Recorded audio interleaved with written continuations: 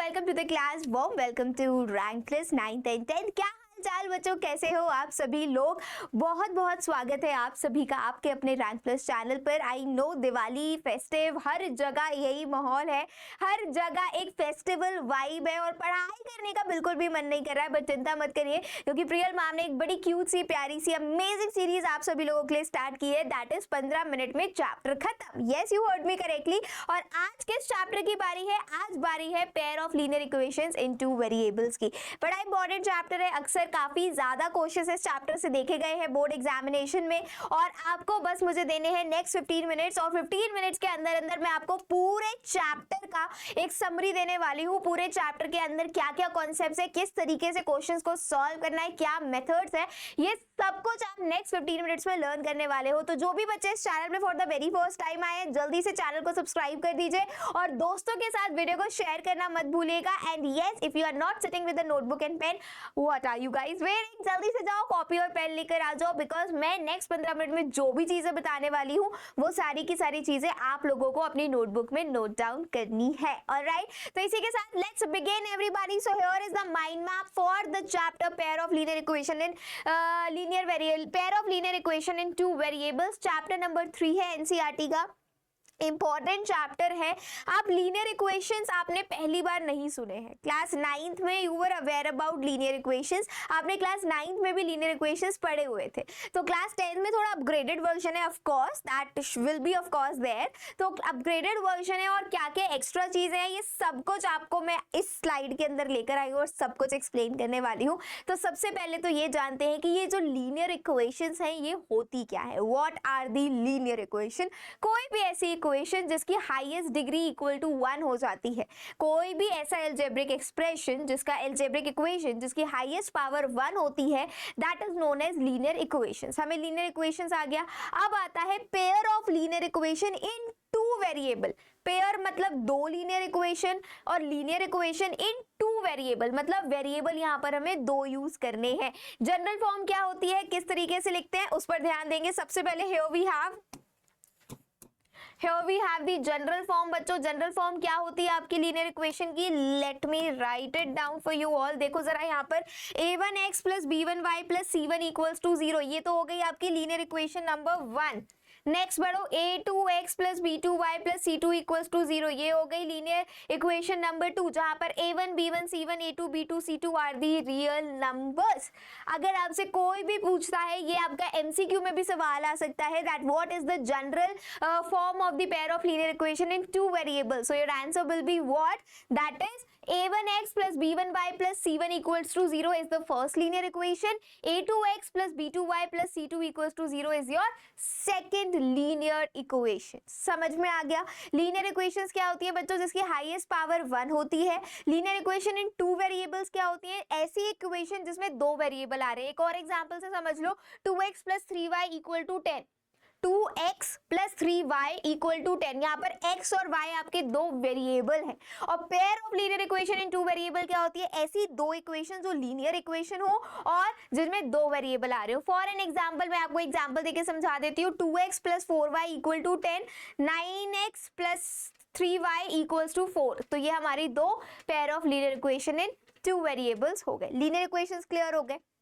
अब बारी आती है कि लीनियर इक्वेशन सॉल्व कैसे की जाए। तो लीनियर इक्वेशंस को सॉल्व करने के दो अलग अलग तरीके हैं बच्चों। एक है आपका एल्जेब्रिक मेथड और एक है आपका graphical method. I repeat, linear equations को सॉल्व करने के आपके पास दो अलग अलग मेथड्स हैं। एक है आपके पास आपका एल्जेब्रिक मेथड और दूसरा है आपके पास आपका ग्राफिकल मेथड। एल्जेब्रिक मेथड में भी आपके तीन अलग अलग क्लासिफिकेशन है, जिसमें पहला आ जाता है आपका elimination method, second is your substitution method and third your cross multiplication method. Cross multiplication method is not in your syllabus, so we are not going to discuss that. हम यहाँ पर दो algebraic methods discuss करने वाले हैं बच्चों।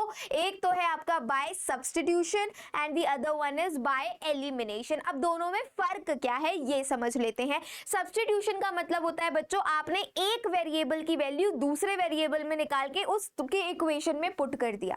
सुनिए दोबारा से, क्या होता है सब्स्टिट्यूशन का मतलब, आपने एक वेरिएबल की value for an example x की वैल्यू y के टर्म्स में निकाल दी, और सेकंड इक्वेशन में x की वैल्यू जो y के टर्म्स में निकाली है वहां पर x की जगह पर वो y वाले टर्म वाली वैल्यू पुट कर दी, जिससे सेकंड इक्वेशन पूरी सिंगल वेरिएबल बन जाएगी y के टर्म्स में, जैसे y की वैल्यू आ जाएगी। जैसे आपके पास y की वैल्यू आ जाएगी, you have to put that y का वैल्यू इन दैट x वाला पार्ट, और आपके पास x की वैल्यू भी आ जाएगी। चलो अभी इसको मैं डिटेल में समझा देती हूँ, एक बार इसको मैं जूम कर देती हूँ सो दैट आपको ये चीज क्लियरली समझ में आ जाए।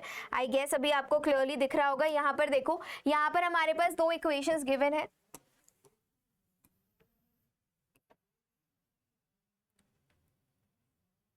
दिख रहा है सभी को? यहाँ पर बेटा हमारे पास दो इक्वेशंस गिवन है, here is the first and here is the second equation. हमने क्या करा, हमने एक इक्वेशन की वैल्यू उठाकर, मतलब एक इक्वेशन से हमारे पास इक्वेशन क्या है, that is 7x minus 15y equals to 2 and x plus 2y equal to 3 and x plus 2y equal to 3। ये वाली दोबारा लिख देते हैं, 7x minus 15y, 7x minus 15y equals to 2। ठीक है, ये हमारे पास पहली इक्वेशन हो गई बेटा, ये हमारे पास दूसरी इक्वेशन हो गई। अब क्या करना है, अब हमने यहाँ पर क्या किया, अब हमने किसी भी एक वेरिएबल आप चूज कर लो, आइदर x चूज कर लो या y चूज कर लो। यहाँ पर मैं कलर चेंज करके लिख देती हूँ, देखो जरा। तो अगर मैं बोलूँ यहाँ से मैंने x की वैल्यू निकाल ली, दैट इज 3 माइनस 2y। ठीक है, अब ये x की वैल्यू जो मैंने निकाल दी, अब मैं ले जाकर इसको इस वाली इक्वेशन में पुट कर दूंगी, दैट्स इट। तो जहां पर भी मुझे x दिख रहा है, इस x की जगह पर I need to place this 3 minus 2y। अब क्या होगा, 7 into 3 minus 2y minus 15y equal to 2। कहीं x बचा ही नहीं, पूरी इक्वेशन जो है वो सिंगल वेरिएबल इक्वेशन हो गई। तो सिंगल वेरिएबल इक्वेशन, तो we can solve it very very easily, right. तो इससे क्या होगा, आपके पास y की वैल्यू आ जाएगी। जैसे ही आपके पास यहाँ पर देखो y की वैल्यू आ गई, जैसे ही आपके पास यहाँ पर y की वैल्यू आ गई, आपने क्या किया, नाउ फ्रॉम दी x आपने 3 माइनस 2y जो आपका x था, आपने x में पुट कर दिया। देखो y की वैल्यू क्या आई आपकी, 19/20। ठीक है, अब आपने यहाँ पर पुट कर दिया 3 minus 2 into 19/20, 10 times 3 minus 19/10, 30 minus 19, आपके पास आपका आंसर आ गया। ये आपकी x की वैल्यू हो गई। समझ में आ गई कहानी? ये तो होता है बेटा आपका सब्स्टिट्यूशन मेथड। अब बारी आ जाती है आपके एलिमिनेशन मेथड की। एलिमिनेशन मेथड, जैसा कि नाम ही कह रहा है, जैसे कि नाम ही सजेस्ट कर रहा है बच्चों,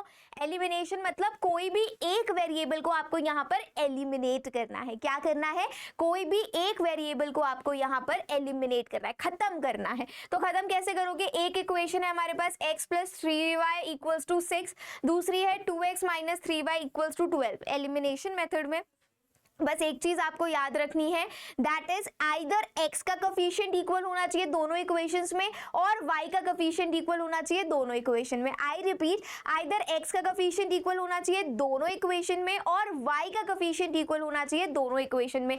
तो जब भी आपके पास x और y का कोफिशिएंट इक्वल हो जाएगा, अब आप उसको सबट्रैक्ट कर सकते हो। अब देखो यहाँ पर दो इक्वेशन है, हमने दोनों इक्वेशन को ऐड कर दिया। जैसे ही आपने ऐड किया तो यहाँ पर हमें दिख रहा था 3y था और यहाँ पर माइनस का 3y था, मतलब y का कोफिशिएंट इक्वल था। तो कुछ भी हमें मल्टीप्लाई करने की जरूरत नहीं पड़ी, दोनों इक्वेशंस को ऐड कर दिया, y से y कैंसिल हो गया, x plus 2x that is 3x equals to, ये आपका कितना हो गया 18। तो 3x की वैल्यू बेटा आ गई आपके पास 6, और आपने यही x की वैल्यू को किसी भी एक इक्वेशन में पुट कर दो, आपके पास y की वैल्यू आ जाएगी। तो x की वैल्यू 6 आ गई और y की वैल्यू 0 आ गई। समझ में आया? सब्स्टिट्यूशन में क्या करते हैं, वैल्यू को सब्स्टिट्यूट करते हैं, मतलब किसी भी एक वेरिएबल की वैल्यू दूसरे वेरिएबल के टर्म्स में निकाल के इक्वेशन में पुट कर दिया, जिससे पूरी इक्वेशन सिंगल वेरिएबल बन जाएगी और आपका दोनों वेरिएबल्स की वैल्यू आ जाएगी। लेकिन अगर मैं बात करूं आपके एलिमिनेशन मेथड की, तो एलिमिनेशन मेथड में आपको दोनों वेरिएबल में से कोई भी एक वेरिएबल का कोफिशिएंट इक्वल करना है। अगर है तो बहुत ही अच्छी बात है, नहीं है तो आपको नंबर को मल्टीप्लाई करना पड़ेगा और then you have to just eliminate them up. आपको या तो x को गायब करना है या y को गायब करना है, and you will be having the value of x and y। समझ में आया? समझ में आया? चलिए तो फिर अब आगे बढ़ जाते हैं और बात कर लेते हैं ग्राफिकल मेथड की।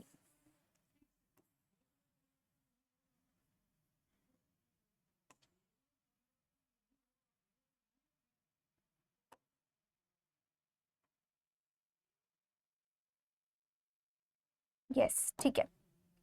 अब बात करते हैं बच्चों ग्राफिकल मेथड की। व्हाट इज, देखो मैंने क्या बताया था, एक सेकेंड, ठीक है, मैंने क्या बताया था, हमारे पास सॉल्व करने के तीन तरीके होते हैं। एक तो एल्जेब्रिक मेथड में तीन तरीके होते हैं अलग अलग, और दूसरा मेथड होता है हमारा ग्राफिकल मेथड। या तो एल्जेब्रिकली सॉल्व कर लो या ग्राफिकली सॉल्व करो। अब ग्राफिकली सॉल्व करेंगे तो अलग अलग रिजल्ट्स आते हैं, उनका क्या मतलब है वो जान लेते हैं, ये भी बहुत ज्यादा जरूरी है। तो यहाँ पर देखेंगे ध्यान से, ग्राफिकल रिप्रेजेंटेशन के हमारे पास थ्री डिफरेंट केसेस होते हैं। अब ये क्या केसेस है बच्चों, आपने क्या किया, आपके पास दो पेयर ऑफ लीनियर लाइक आपके पास दो लीनियर इक्वेशंस है, one pair of linear equation given है।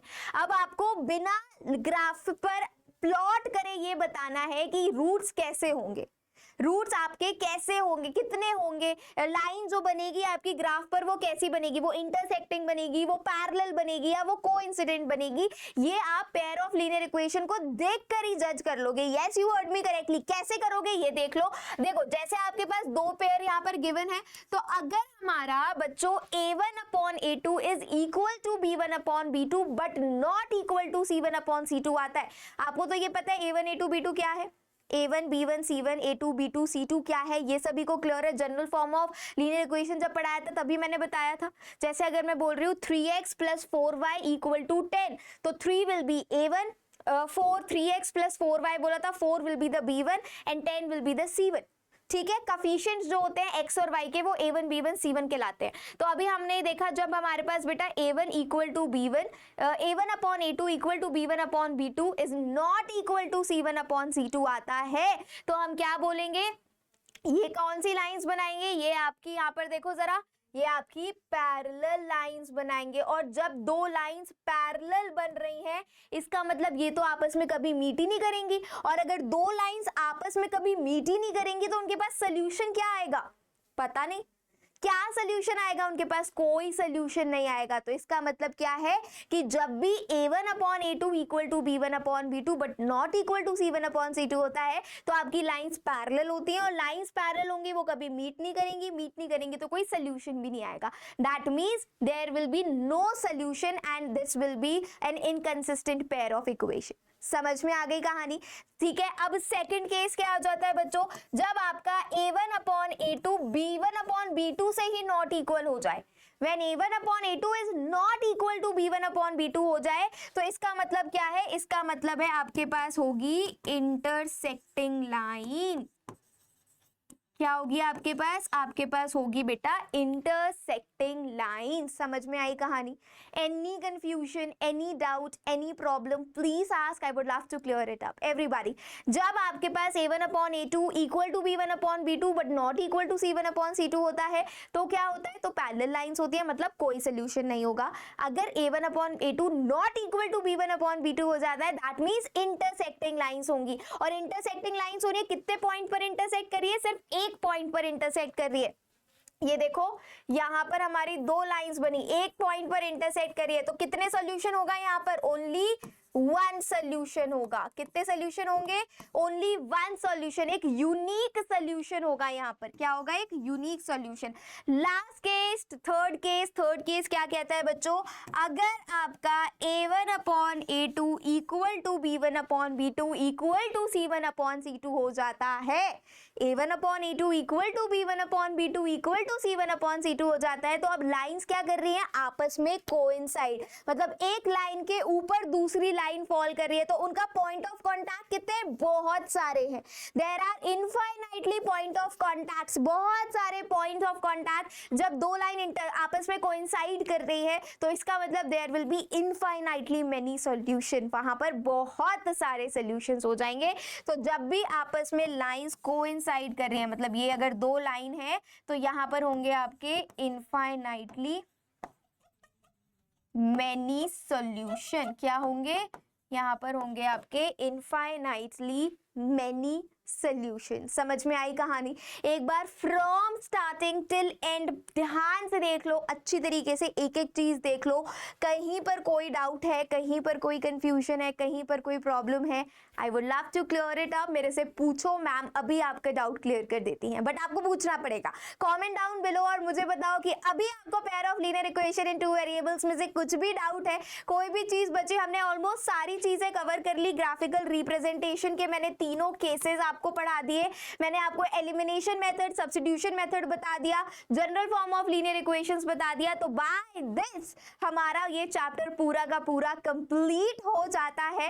तो आज के लिए बस इतना ही everybody. Thank you so very much for coming and do watching the video till the very end. And I am 100% sure कि आपने अगर ये वीडियो अच्छे से देखा है तो इस चैप्टर की बारीकियां आप तक पहुंच गई होंगी। ये छोटे छोटे पॉइंट्स हैं जो आपको ध्यान में रखने हैं, और ये जो मैंने चीजें बताई है ना आपको, ये तीनों केसेस डायरेक्टली एग्जाम में आते हैं। तो इन तीनों केसेस का ध्यान रखेंगे। पैरेलल, इंटरसेक्टिंग और coincident line. Parallel no solution, intersecting unique solution, coincident multiple solutions, मतलब इनफाइनाइटली मेनी सॉल्यूशंस। तो आज के लिए बस इतना ही everybody. Thank you so much for coming and do watching. Priyal ma'am मिलेंगी नेक्स्ट वीडियो में। Till then happy Diwali.